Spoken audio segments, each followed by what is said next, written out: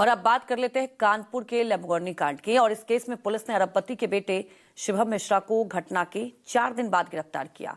Court में पेश किया गया, लेकिन केस इतना कमजोर बनाया कि गिरफ्तारी के 7 घंटे बाद ही जमानत मिल गई। पुलिस 14 दिन की रिमांड तो मांग रही थी, लेकिन क्यों, इसका जवाब तक जांच अधिकारी नहीं दे पाए।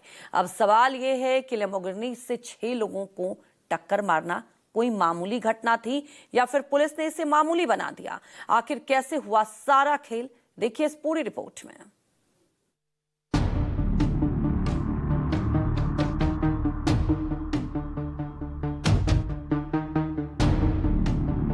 शिवम मिश्रा को फाल्सली इम्प्लीकेट किया गया है। वो गाड़ी नहीं चला रहा था।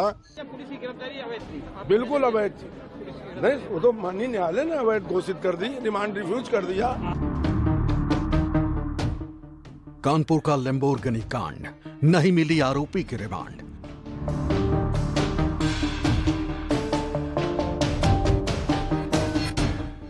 सौ घंटे बाद हुई गिरफ्तारी, 7 घंटे में जमानत हो गई।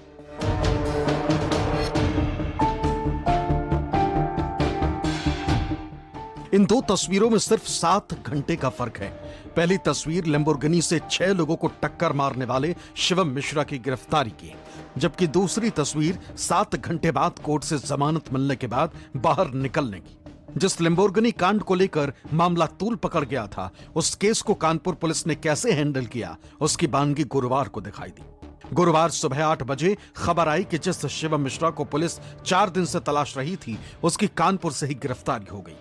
कहने को कानपुर पुलिस के लिए यह बड़ी कामयाबी थी, क्योंकि पुलिस की भूमिका पर लगातार सवाल उठ रहे थे। शिवम मिश्रा की गिरफ्तारी कर ली गई है और उसको माननीय न्यायालय में प्रस्तुत किया गया है। बाकी आगे की कार्रवाई की जा रही है। सूचना मिली थी कि कानपुर में आया हुआ है किसी काम से या किसी कारण से। इस सूचना के आधार पर तत्काल हमारी टीमें सक्रिय हुई और उसको गिरफ्तार किया गया और गिरफ्तार करके माननीय न्यायालय में प्रस्तुत किया गया। अग्रिम कार्रवाई की जा रही है। 5 टीमें लगी हुई थी और आज सफलता मिली है। आज उनको प्रस्तुत कर दिया गया। इस केस के जांच अधिकारी कोर्ट में न जाने कैसा पुलिंदा लेकर पहुंचे थे कि केस कुछ मिनट भी टिक नहीं पाया। पुलिस आरोपी शिवम मिश्रा की 14 दिन की रिमांड मांग रही थी, लेकिन रिमांड क्यों चाहिए, इसका जवाब तक जांच अधिकारी के पास नहीं था। अदालत ने पाया कि जिन धाराओं में केस दर्ज किया गया है, उनमें तो थाने से ही जमानत हो सकती थी, क्योंकि कोई भी ऐसी धारा नहीं लगाई गई जिसमें 7 साल से ज्यादा की सजा का प्रावधान हो। इसी तर्क को आरोपी के वकीलों ने कोर्ट के सामने रखा और शिवम मिश्रा को 20,000 रुपए के निजी मुचलके पर बेल मिल गई। गिरफ्तारी 7 साल से कम की सजा के अपराधों में की गई, वो भी गलत है। अर्नेश कुमार और सत्येंद्र अंटिल स्पष्ट कह रहा है। इसी के साथ में ये कार्रवाई जो पुलिस की थी, साहब माननीय न्यायालय इसको भांप गई थी। माननीय न्यायालय ने कई प्रश्न पूछे, आईओ नहीं बता सका, सरकारी वकील भी अपना कोई पक्ष प्रस्तुत नहीं कर सका। तो माननीय न्यायालय ने अपने पूरे विवेक का इस्तेमाल करते हुए माननीय सर्वोच्च न्यायालय की गाइडलाइन और बीएनएसएस के प्रावधानों को दृष्टिगत रखते हुए ये आदेश पारित किया है, रिमांड रिफ्यूज किया है। एक तरीके से ये माना, अगर कहा जाए तो कोई बुरा नहीं होगा कि पुलिस सरकार के दबाव में काम कर रही है। पुलिस की गिरफ्तारी अवैध थी? बिल्कुल अवैध थी। नहीं, वो तो माननीय न्यायालय ने अवैध घोषित कर दी, रिमांड रिफ्यूज कर दिया। जैसे ही कोर्ट ने शिवम मिश्रा को जमानत दी, कानपुर पुलिस की कामयाबी धरी की धरी रह गई। और अब कानपुर पुलिस की भूमिका और जांच के तौर तरीकों पर सवाल उठ रहे हैं। वजह यह कि शुरुआत से ही इस केस में पुलिस का रवैया लचर रहा है। रिमांड क्यों चाहिए, आईओ जवाब नहीं दे पाए। बीएनएस की जमानत धाराओं में एफआईआर दर्ज है। शिवम के वकील ने मजबूत दलीलें रखी। कानपुर पुलिस ने शिवम मिश्रा को गिरफ्तार करने के बाद उसका मेडिकल कराया। इसके बाद पुलिस शिवम मिश्रा को एजीसीएम यानी additional chief judicial magistrate court लेकर पहुंची। कोर्ट के बाहर वीडियो बनाने पर शिवम मीडिया कर्मियों पर भड़क गया। इशारों में कहा गया कि वीडियो क्यों बना रहे हो। पेशी के दौरान शिवम बीमार नजर आया, उसके हाथ में वीगो लगी थी। पुलिस वाले और रिश्तेदार उसे सहारा देते नजर आए। जो शिवम मिश्रा को फाल्सली इम्प्लीकेट किया गया है, वो गाड़ी नहीं चला रहा था।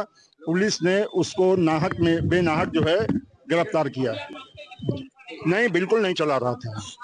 लंबोर्गिनी कांड चर्चा का विषय बना हुआ है कानपुर में। अगर बात की जाए 100 घंटे बीत जाने के बाद आज जो कोर्ट में उसको पेश किया गया था शिवम मिश्रा को, और पुलिस ने जो आरोप लगाए थे उसको कोर्ट ने खारिज कर दिए हैं। जो 14 दिन की रिमांड मांगी थी पुलिस ने, उसको कोर्ट ने खारिज कर दिया है और निजी बॉन्ड पे पीजार के उसको जमानत दे दी है। आइए बात करते हैं उनके जो वकील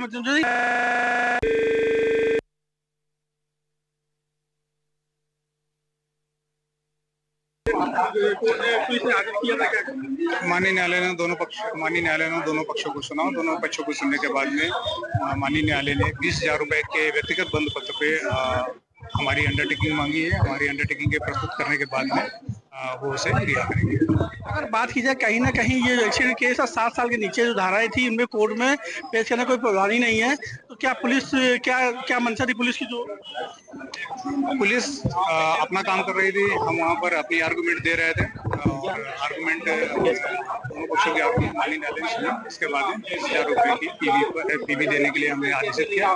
20,000 रुपए की पीबी देने पर माननीय न्यायालय ने रिमांड को निरस्त किया।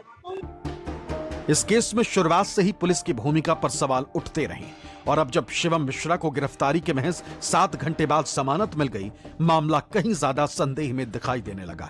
इसकी कई वजह। घटना के 6 घंटे बाद एफआईआर दर्ज की। एफआईआर अज्ञात ड्राइवर के खिलाफ दर्ज की, जबकि कार अरबपति कारोबारी के मिश्रा का बेटा शिवम चला रहा था। घटना को लेकर अखिलेश यादव ने पोस्ट किया। सीएम योगी ने कार्रवाई के आदेश दिए, तब 24 घंटे बाद एफआईआर में शिवम मिश्रा का नाम जोड़ा गया। एक शख्स ड्राइवर बनकर कोर्ट में सरेंडर करने पहुंचा, लेकिन कोर्ट ने उसकी अर्जी खारिज कर दी। कोर्ट ने युवक को आरोपी ही नहीं माना। शुरुआत में के मिश्रा ने दावा किया कि उसका बेटा न कार चला रहा था न घटना स्थल पर मौजूद था, लेकिन वीडियो में जब उसे कार से निकलते हुए देखा गया तो के मिश्रा ने बयान बदला। पुलिस और प्रशासन पर आरोप लगे कि शिवम मिश्रा को बचाया जा रहा है। अगर बचाने की कोशिश अगर होती है तो शिवम मिश्रा के जो पिताजी थे के मिश्रा जी, उन्होंने कहा था कि हमारा पुत्र गाड़ी नहीं चला रहा था, गाड़ी ड्राइवर चला रहा था। तो पुलिस अगर बचाने का प्रयास कर रही होती तो फिर ड्राइवर के खिलाफ एफआईआर होती। आखिर में पुलिस ने शिवम मिश्रा के खिलाफ एफआईआर की कि पुलिस ने पाया कि शिवम मिश्रा ही गाड़ी चला रहा था और उसके खिलाफ कार्रवाई की। और मैंने पहले भी कहा था कि जिसने भी जो दोषी है उसके खिलाफ कार्रवाई की जाएगी, उसकी गिरफ्तारी की जाएगी, उस पर जो भी कानूनी कार्रवाई होती थी वो की जाएगी। और वो हुआ, उनको गिरफ्तार किया गया और बाकायदा उस पर कानूनी कार्रवाई की गई। लैम्बोर्गिनी कांड का पूरा मामला 8 फरवरी का है, जब कानपुर के आर्यनगर इलाके में लैम्बोर्गिनी कार ने 6 लोगों को टक्कर मार दी थी।